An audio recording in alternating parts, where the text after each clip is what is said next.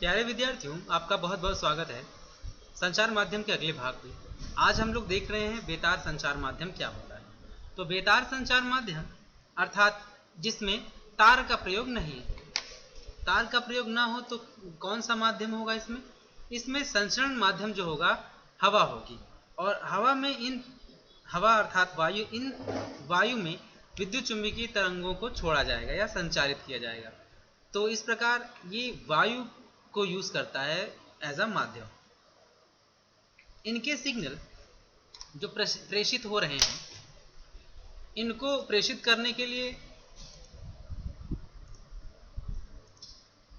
Sender और प्राप्त करने के लिए एक रिसीवर की आवश्यकता होती है। तो इस प्रकार यहाँ पे कौन कौन से बिंदु हमें ध्यान में रखने हैं। बेतार संचार माध्यम में जो डेटा का संचरण है वो विद्युत चुंबकीय तरंगों के द्वारा होता है। इसमें जो माध्यम होता है वो क्या होती है? वायु होती है। ठीक है।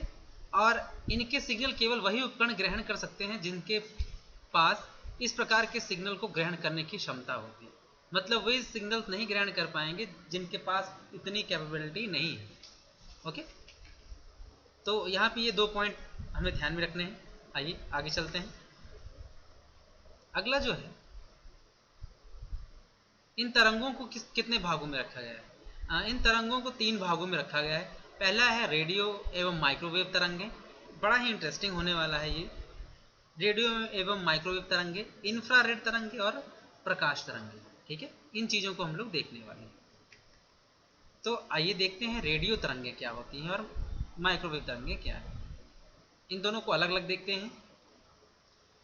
देखिए बच्चों, रेडियो तरंगे अर्थात वे तरंगे जिनकी जो आवृत्ति होती है वो 3 किलोहर्ट्ज से 1 किलोहर्ट्ज तक होती है। अब बच्चों, ये आवृत्ति और ये होता क्या है? देखिए, आवृत्ति का मतलब ये होता है कि जब कोई कण अपनी माध्य स्थिति के चारों ओर कंपन करे। जैसे कि अगर यहाँ पे कोई कण रखा हुआ है तो कितनी बार ऊपर और नीचे आता जाता है, कंपन करता है, तो इसको बोलते हैं आवृत्ति। ठीक है, आवृत्ति। अब आवृत्ति का मात्रक क्या होता है? आवृत्ति का मात्रक होता है हर्ट्ज। आवृत्ति का मात्रक क्या होता है? हर्ट्ज। ठीक। अब हर्ट्ज का जो मात्रक है वो कई रूप में होता है, जैसे hertz, kilo hertz, giga hertz. ऐसे सुना होगा आप लोगों ने, hertz, kilo hertz, giga hertz, mega hertz, ये सब चीजें सुनी होंगी। तो यहाँ पे जब कोई तरंग किसी कण को क्या करती है? कंपन कराती है माध्यम में ऊपर नीचे, तो ये जितनी बार कंपन करता होगा उसकी जो माप है ये हर्ट्ज में नाप ली जाती है। तो इस प्रकार रेडियो तरंगों की जो आवृत्ति है वो 3 किलो हर्ट्ज से 1 गीगा हर्ट्ज तक होती है। नेक्स्ट आते हैं, देखते हैं। जैसे आप देख रहे हैं यहाँ पे ये क्या है? ये आपका टावर है। ठीक। और ये क्या है आपका? या हम लोगों का क्या है? होम है। तो अगर ये क्या कर रहा है? हमारा एंटीना ये रिसीव कर रहा है सिग्नल्स को, और ये क्या कर रहा है? सेंड कर रहा है।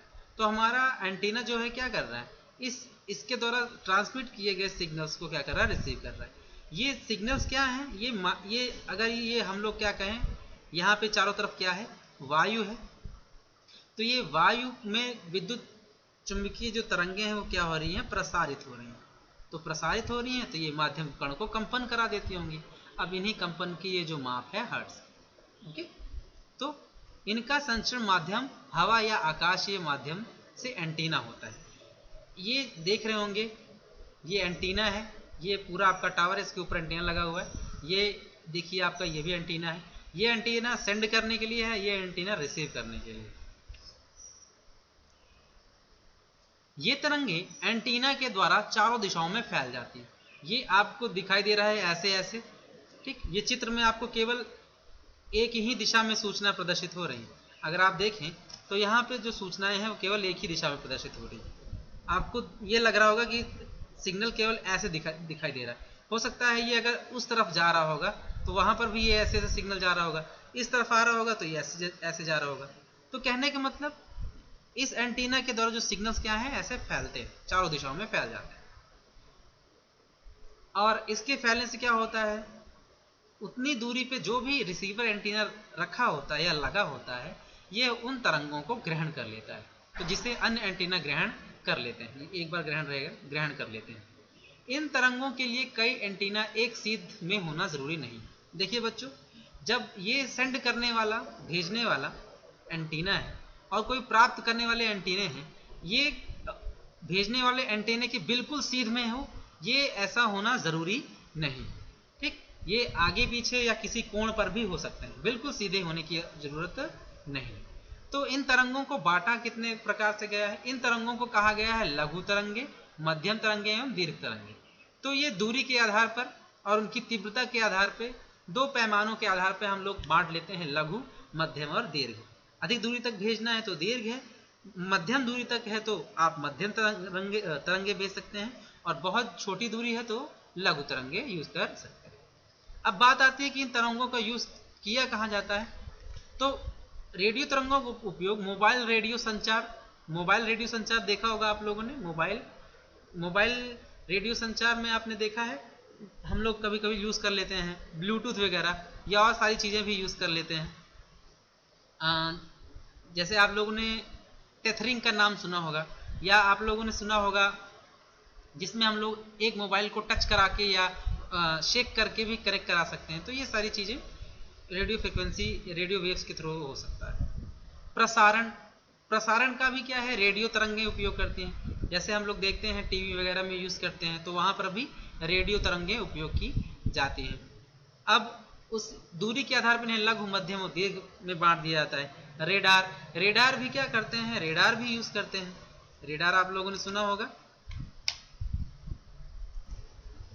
जैसा कि आप इसमें देख रहे हैं, यहाँ पे ये रेडार डिस्प्ले है, ये आउटगोइंग सिग्नल से, ये इनकमिंग सिग्नल से, ये एंटीना ही ये यूज कर रहे हैं अपना। ओके, कैसे?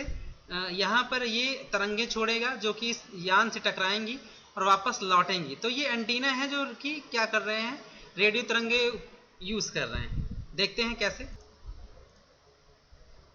तो यहाँ पे ये एंटीना सिग्नल्स को प्रोवाइड कर रहा है कहाँ तक के लिए, इस जहाजों पे टकराएगा तो यहाँ पे सिग्नल्स दिखाई देते रहेंगे कि कैसे क्या हो रहा है। ओके, अगला भाग है माइक्रोवेव तरंगे। माइक्रोवेव तरंगे की जो आवृत्ति है वो थोड़ी बढ़ जाती है। माइक्रोवेव तरंगे आप लोगों ने देखा होगा, बड़े बड़े टावर होते हैं, उसके ऊपर ढोल जैसे लगे होते हैं। ये जो ढोल जैसे आपको दिखते हैं और एक लंबे डंडे जैसे दिखते हैं, तो आप इनको स्पेक्ट्रम भी कह सकते हैं। तो इनकी जो सबसे महत्वपूर्ण विशेषता ये है कि दोनों एंटीनों का एक सीध में होना जरूरी है। आइए देखते हैं अब थोड़ा सा डिटेल में। इनकी जो आवृत्ति होती है बच्चों, वो होती है 1 GHz से। एक बार पुनः, GHz मतलब गीगाहर्ट्ज, अर्थात आवृत्ति को नापने का एक मात्रक। 1 गीगाहर्ट्ज से लेकर के 300 गीगाहर्ट्ज तक होती है। और इसकी क्या विशेषता है, जैसा कि आप देख रहे हैं इसमें, ये इसी की बात कर रहा था अभी, जो ये ढोल जैसे जो दिखता है, ये केवल एक दिशा में फैलती है। तो ऐसे में बेटा बहुत सारे टावर होते हैं। अगर यहाँ पे कोई व्यक्ति है, वो अपना मोबाइल यूज कर रहा है, तो उस मोबाइल से निकली हुई तरंगें इस टावर तक पहुंचती है। तो ये टावर दूसरे, जहां तक आपकी मोबाइल की तरंगे जानी है, मान लीजिए ये मोबाइल है, यहाँ पे एक मोबाइल है, अगर यहाँ तक तरंगे नहीं पहुंच पा रही हैं, तो एक इस मोबाइल के नजदीक एक टावर रहता है, जो भी नजदीक वाला टावर रहेगा, यहाँ पर भी एक लग जाएगा स्पेक्ट्रम, तो ये इस सिग्नल्स को भेजेगा यहाँ तक। तो दोनों एंटीनास को एक सीध में होना आवश्यक है। ये माइक्रोवेव तरंगे की खासियत है। तो इसी कारणवश दोनों एंटीना को बहुत ऊंचाई पर लगाना पड़ता है, क्योंकि एक चीज और है, अगर एंटीना बहुत नीचे रहेगा तो वायु भी इसमें डिस्टरबेंस पैदा करती है, और कुछ अन्य इंस्ट्रूमेंट्स भी हैं जो इसमें व्यवधान उत्पन्न करते हैं, इन तरंगों में व्यवधान उत्पन्न करते हैं। इसलिए इनको बहुत हाइट पे लगाना पड़ता है, क्योंकि हाइट पे लगाने पर रास्ते में व्यवधान नहीं होता। जैसे पेड़ आ जाते हैं, इमारतें आ जाती हैं, तो इस प्रकार के व्यवधान नहीं आते हैं, इसलिए टावर्स लगाए जाते हैं। और आपने देखा होगा बिल्डिंग्स के ऊपर भी टावर लगा दिए जाते हैं। तो इसका उपयोग क्या है, केवल 20 से 30 मील की दूरी के लिए किया जाता है।